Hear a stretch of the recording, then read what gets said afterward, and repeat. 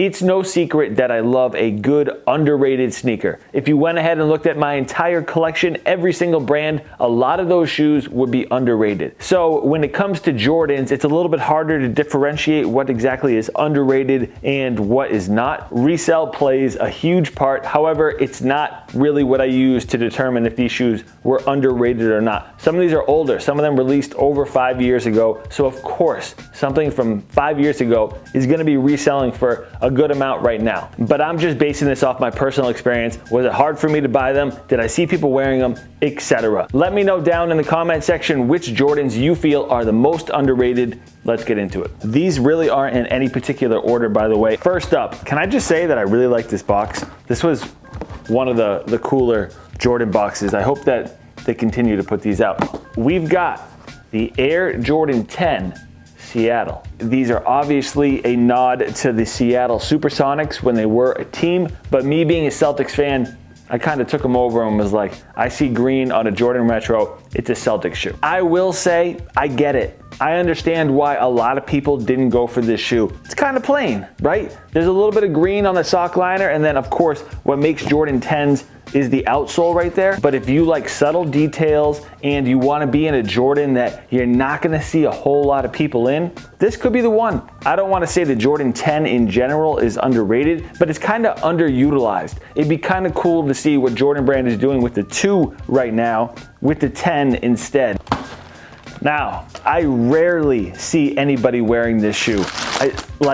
I can't even remember the last time I saw somebody including these in a collection picture. We've got the Air Jordan 8 Take Flight, aka Sequoia Green. I might not see a lot of people wearing these because they're a Jordan 8, but in my opinion, this one is such a gem.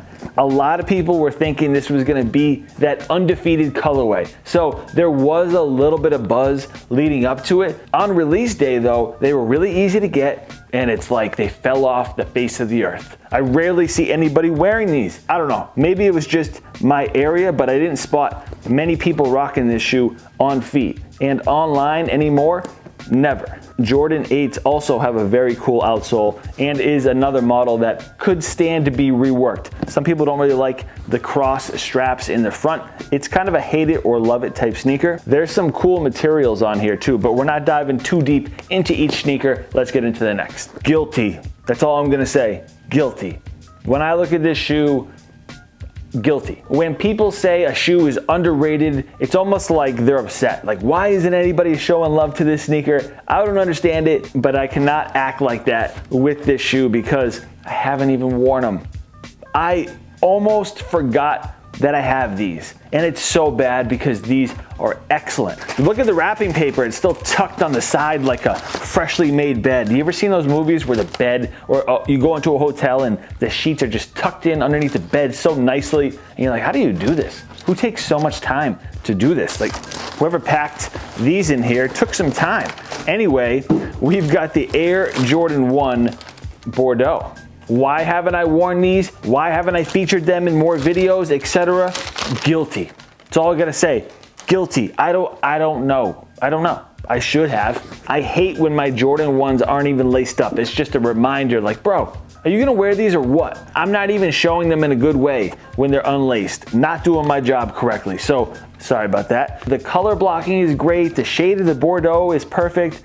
Why? I don't know why, but guilty. That's all I gotta say. Guilty. Definitely an underrated shoe. Not selling them. Not letting them go. Breaking them out in the fall. That's my only saving grace, is that this is more of a fall sneaker. If you do not see these in a fall lookbook, hold me accountable. Feel free. All right. No, actually, no.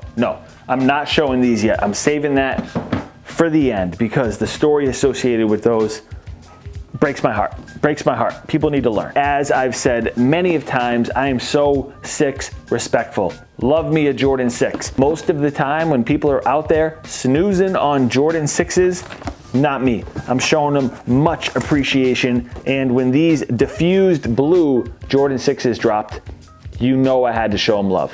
I will say I do see more people rocking this Jordan 6 than these 8s. but these are a better shoe. I think that's why. Here's what I gotta say though. Unique colorways on Jordan Retros will always be an attention grabber for me. Chicago Bulls colorway. How many times have we seen it? We're gonna continue to see it a bunch. But when I see something like this, in a colorway that I don't think has ever been on a pair of Jordans, I'm sure they have, but for the most part, you don't see. Diffused blue, use that often. By the way, these are a nod to Jimmy Butler. He was on the Timberwolves. They were probably gonna have his number on the insole or something like that, but he got traded. Such a nice shoe though. Let's get into the last. Okay, I'm gonna try to keep my cool talking about this. Shout out to you if you remember when I got. Because I got. What do I mean by I got? Look at that box. Look at the bottom. It says priority mail. You know what the problem is with it? It's not a sneaker box anymore. It is a shipping box. Somebody didn't double box them. They shipped me the sneakers like this.